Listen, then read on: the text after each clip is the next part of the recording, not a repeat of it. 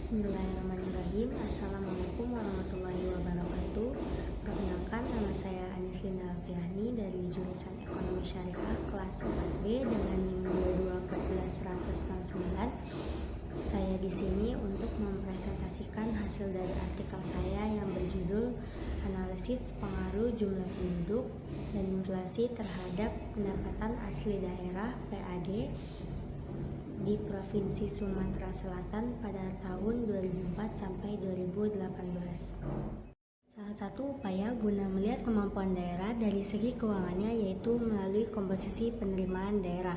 Definisi pendapatan asli daerah berdasarkan pada UU RI nomor 28 tahun 2009 terkait dengan pajak daerah dan retribusi daerah, yaitu pendapatan asli daerah (PAD) merupakan pendapatan yang diperoleh daerah yang dipungut berdasarkan pada peraturan daerah sesuai dengan peraturan perundang-undangan yang berlaku. Pendapatan asli daerah didefinisikan demikian dalam situs Kementerian Keuangan. Daerah yang memiliki pendapatan asli daerah tinggi menunjukkan kemandirian yang baik dalam perekonomian. Artinya, daerah tersebut cenderung memiliki pertumbuhan ekonomi yang baik. Namun, ada juga daerah yang kesulitan untuk menyeimbangkan PAD atau pendapatan asli daerah mereka. Ketidakseimbangan ini dapat menyebabkan pembangunan yang tidak merata di daerah tersebut. Ketimpangan disebabkan oleh perbedaan potensi ekonomi antar daerah. Provinsi Sumatera Selatan yang terdiri dari 13 kabupaten dan 4 kota masih memiliki masalah ketimpangan fiskal dalam sumber PAD dan pendanaan di beberapa kota dan kabupaten. Ketimpangan ini terjadi karena daerah-daerah tersebut belum mampu mencukupi kebutuhan belanja dan biaya daerah hanya dari PAD. Masalah ini juga dipengaruhi oleh faktor penduduk karena penduduklah yang merupakan penggerakkan sektor ekonomi. Jika penduduk lebih produktif dalam mengembangkan produk dan jasa, kegiatan ekonomi akan meningkat. Pembangunan ekonomi daerah adalah proses di mana pemerintah dan penduduk mengelola sumber daya untuk menciptakan lapangan kerja baru dan meningkatkan ekonomi daerah. Dengan meningkatnya aktivitas ekonomi, permintaan barang dan jasa juga akan meningkat, yang dapat menyebabkan inflasi jika permintaan berlebihan. Slide selanjutnya yaitu tentang landasan teori dari artikel yang telah saya buat. Saya mengambil sampel dari landasan teori tersebut adalah jumlah penduduk, inflasi, dan juga pendapatan asli daerah atau PAD. Jumlah penduduk. Jumlah penduduk secara umum adalah total semua orang yang berdomisili di wilayah geografis suatu negara selama jangka waktu tertentu serta sudah memenuhi syarat-syarat yang telah ditentui peraturan negara. Jumlah penduduk adalah sekumpulan orang yang menetap dan juga berdomisili di dalam suatu negara. Penduduk merupakan bagian penting dalam pembangunan suatu ekonomi negara maupun daerah. Penduduk bukan hanya tentang jumlah tetapi juga mencakup komposisi dan distribusinya.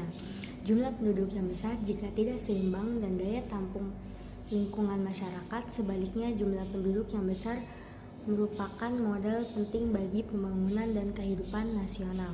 Tujuan pembangunan kependudukan adalah meningkatkan kualitas penduduk dan distribusinya agar mewujudkan masyarakat yang sejahtera, maju, dan juga mandiri. Selanjutnya yang kedua adalah inflasi.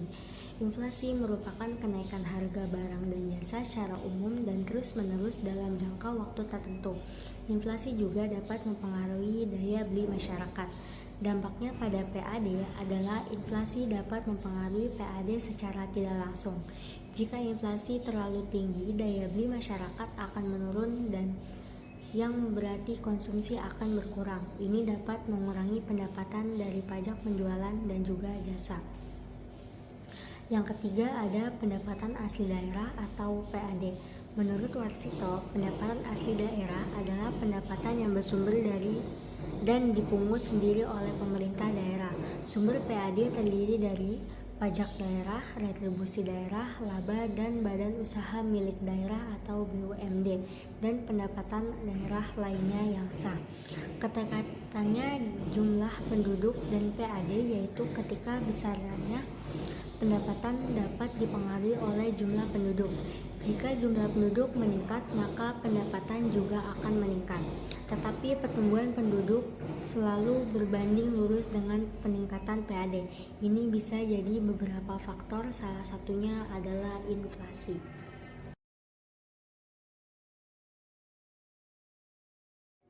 Selanjutnya adalah hasil dan juga pembahasan. Peneliti mendapatkan data yang diperoleh dari sumber yaitu Jurnal Ilmu Ekonomi dan Bisnis dan juga Pembangunan Masyarakat oleh juga Pembangunan Manusia oleh Ariska Oktiani.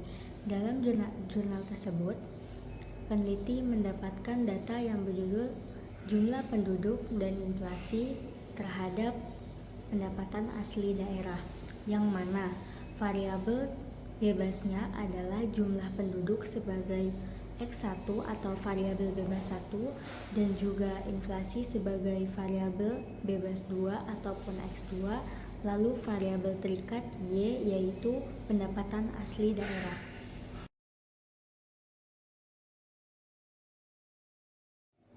Untuk slide yang selanjutnya yaitu ada pertama 1.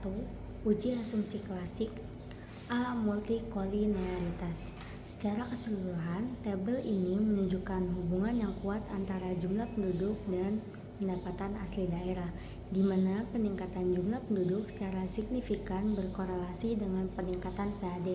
Sebaliknya, inflasi memiliki hubungan negatif dengan kedua variabel tersebut, yang berarti nilai inflasi lebih tinggi cenderung bersosialisasi dengan penurunan jumlah penduduk dan PAD.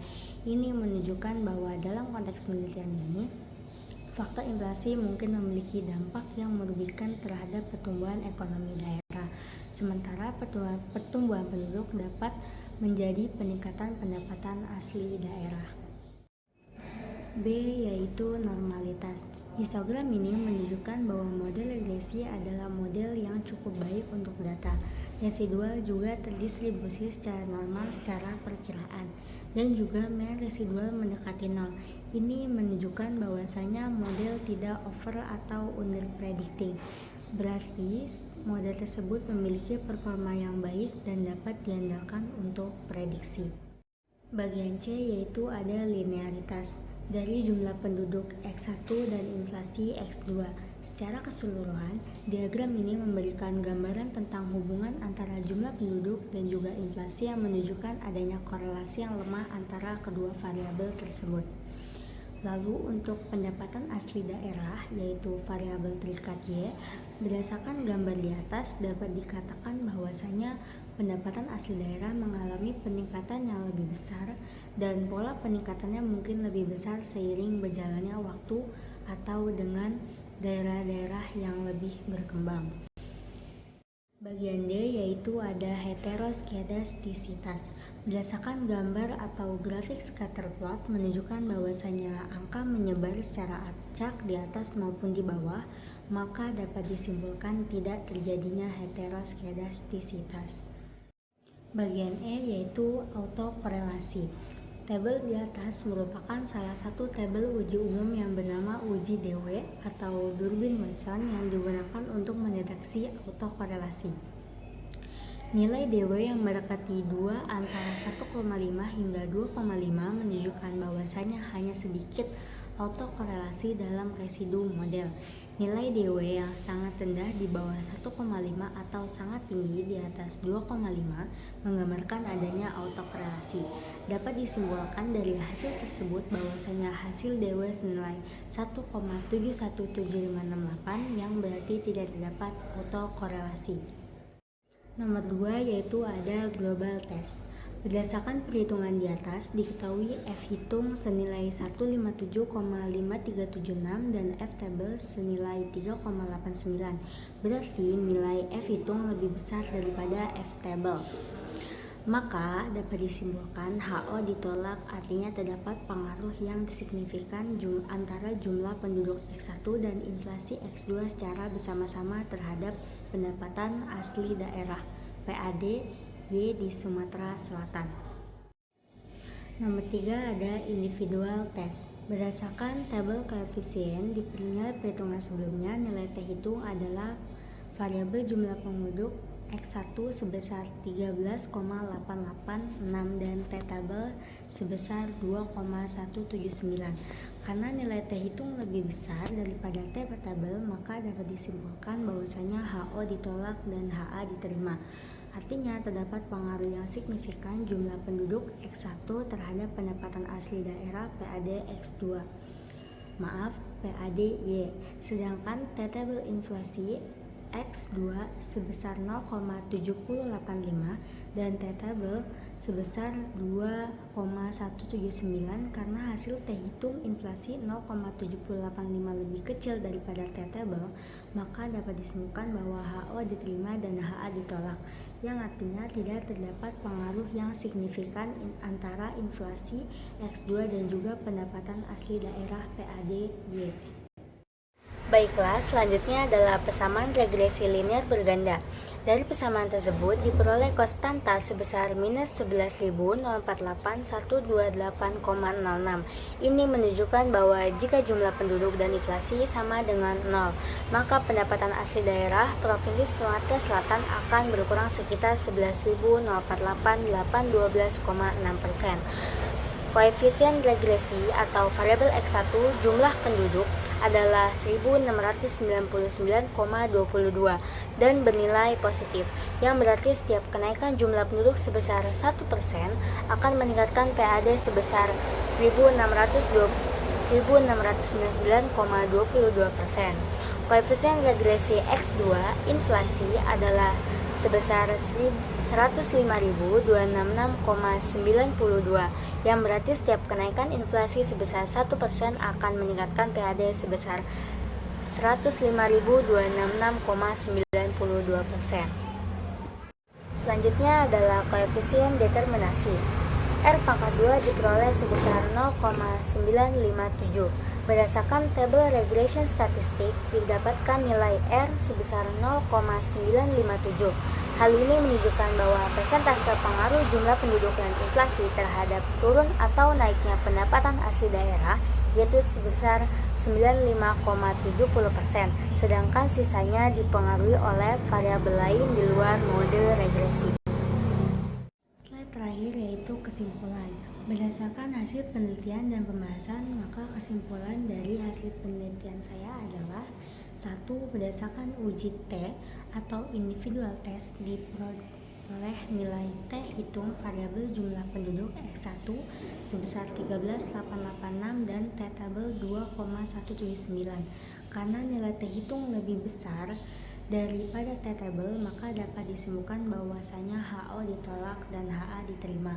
Artinya terdapat pengaruh yang signifikan jumlah penduduk variabel X1 terhadap pendapatan asli daerah PAD variabel Y, sedangkan T hitung inflasi X2 sebesar 0,785 dan T-tabel 2,179 karena hasil T hitung inflasi 0,785 lebih kecil daripada T-tabel, maka dapat disimpulkan bahwasanya HO diterima dan HA ditolak, yang artinya tidak terdapat pengaruh yang signifikan antara inflasi variabel X2 dan pendapatan asli daerah variabel Y. Lalu yang kedua, berdasarkan perhitungan di atas diketahui F hitung sebesar 157,5376 dan F tabel sebesar 3,89. Karena nilai F hitung lebih besar daripada F tabel, maka HO ditolak, artinya terdapat pengaruh yang signifikan jumlah penduduk X1 dan X2 inflasi secara bersama-sama terhadap pendapatan asli daerah PAD variabel Y di Provinsi Sumatera Selatan. Baiklah, cukup sekian yang dapat saya sampaikan, kurang lebihnya mohon dimaafkan. Wassalamualaikum warahmatullahi wabarakatuh.